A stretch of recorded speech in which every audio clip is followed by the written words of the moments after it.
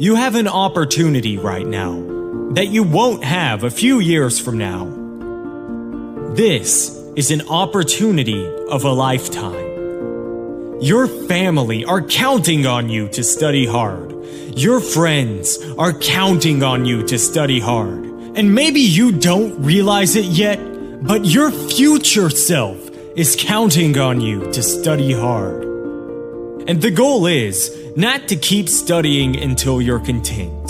The idea is not to keep studying until you become satisfied with your grades. You should never be satisfied. You should always be striving for better.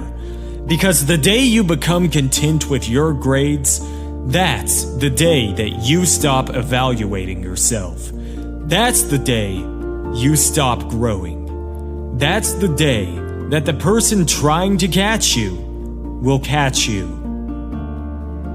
You have to take advantage of the once-in-a-lifetime opportunity that you have right now. You don't have to be the most talented, or the wisest, or the smartest, or the wealthiest. You don't have to be the most intelligent to get to the top. But you gotta study. You have to outstudy everyone. Your classmates might come from money. They might have parents that own businesses. They might know people and are able to get them a job. But they will not outstudy you.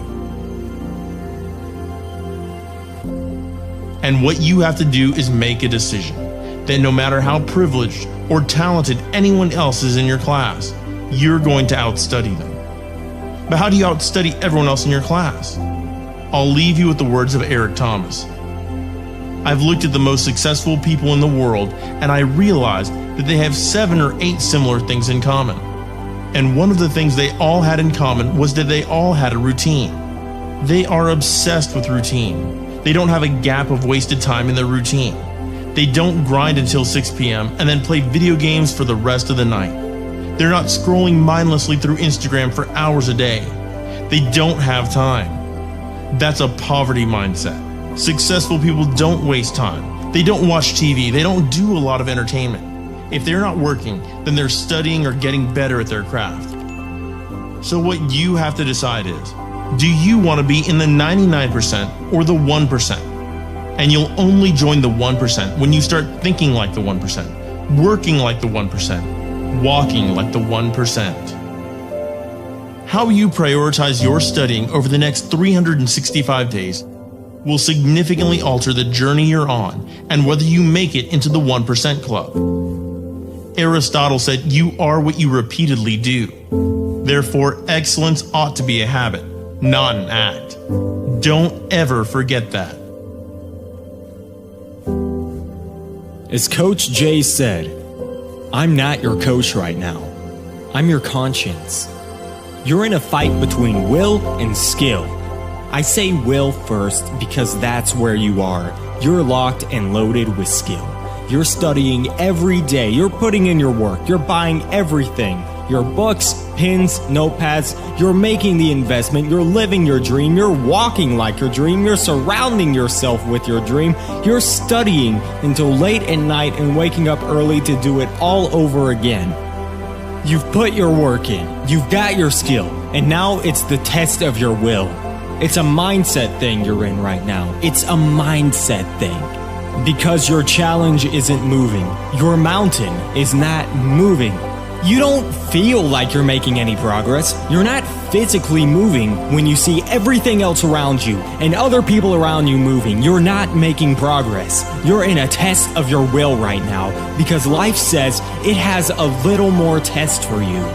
It's no different because you messed up, because you fell off the wagon, because you failed an exam, 2 exams, 3 exams, you gave up on your studying, you dropped out last year, and you really want your dream to happen, and you're putting in your work, and nothing's happening yet.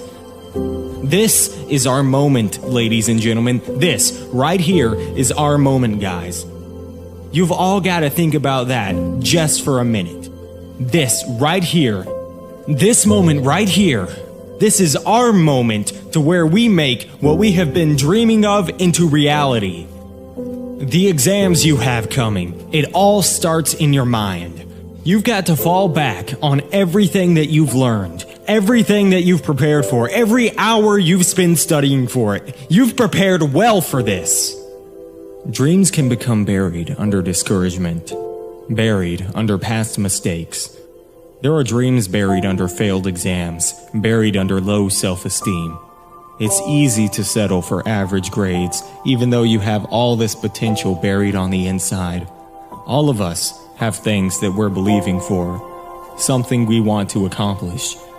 Deep down, we know it's a part of our destiny.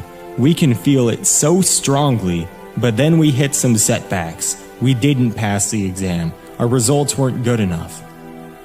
If you do your part and start believing again, get your passion back. It's on the way. Go back and try again. The true mark of a champion is even though some dirt gets thrown on your dream, instead of letting it get buried, you keep shaking it off.